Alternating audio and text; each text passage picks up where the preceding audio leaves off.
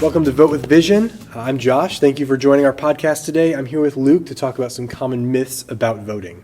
How are you doing today? I'm doing well. How are you doing? Doing good, thanks. So one thing I commonly hear is that your vote doesn't matter. What do you know about that?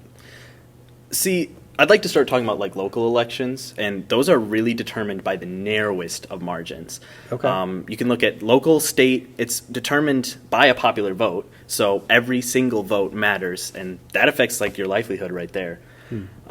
Thinking naturally, though, I'd like to look at Michigan in 2016. In that state. Oh, no way. Yeah. That's pretty cool. Michigan in 2016 was favored, Clinton was favored to win that state. But then, unexpectedly, come Election Day, Trump won with a narrow margin of 47.5% compared to Clinton's 47.27%.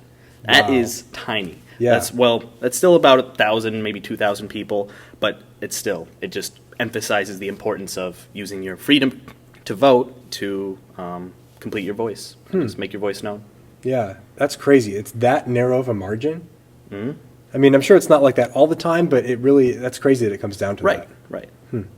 Another thing I hear is that voting is too complicated. I've heard that from a couple people. What do you have to say about that? Well, it's the digital age. Voting cannot be easier. We have mail-in voting, absentee voting, and registering to vote is so easy with online resources available. You can just go instantly onto those and find exactly what you need right there and then. It's also easier to see, campaign goals and see what you're looking for in a candidate. It's all there, their values, their goals, it's all there for you. But aren't all politicians the same? Well, no, because you might not agree with everything that you see in a candidate, but there are most points that you'll be able to find you will be able to agree with, and that's what the candidate you need to go for. It's not less necessarily like a complete, this person is everything I'm looking for. You're going to have disagreements because everyone doesn't share your unique worldview. Yeah, that makes sense. Yeah. I mean, personally for me as a college student, I've thought about like absentee ballots and kind of what goes into that, but I've also heard some people saying that it's like it can be unsafe or prone to fraud. What's that process like? What do you know about that? Yeah, so absentee ballots, they're very confidential, and they're very they have a lot of safeguards. So one example of that is the thing that's sent you in the mail. It's only for registered voters, so not everyone can get it off the street and be like, I'm going to fill up a stack and send her in. No, there's lots of different safeguards there, and that and they're there for you, and they're sent with needing for a signature after you fill it out. You need a signature. You have a digital code, and you have a barcode, and that's all attached to you as the voter. Oh, wow. So when you receive that, fill it out and send it back, they'll check their system to make sure you, the voter, are the one who chose, like, your vote matches you as a voter, if that makes sense. Okay, yeah, I think so. It's really just as simple as just applying, getting it in the mail, and then sending it back? Yeah, and all ballot verification after that's done is, it's matched by the database, and then it's usually counted by bipartisan, so Democratic and Republican poll workers at the end of the process. So they make sure they have good people checking your stuff.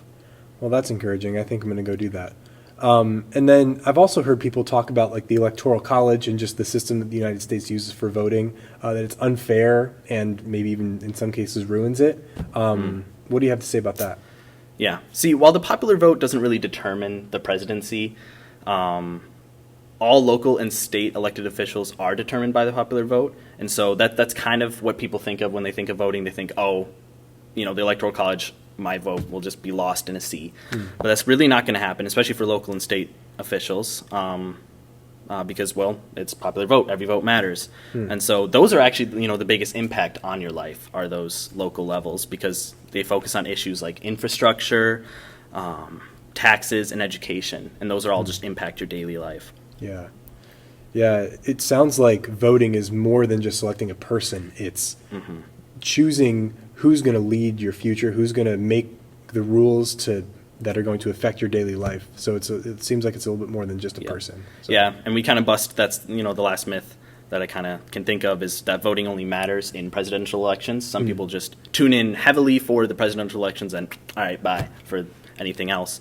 That makes And sense. yeah, they really have the largest impact in your life are those local and state. Good to know. Well, thank you for your time. Thanks for educating us about the importance of voting and just busting some myths. So Yeah, man. awesome. Michigan. Michigan, let's go.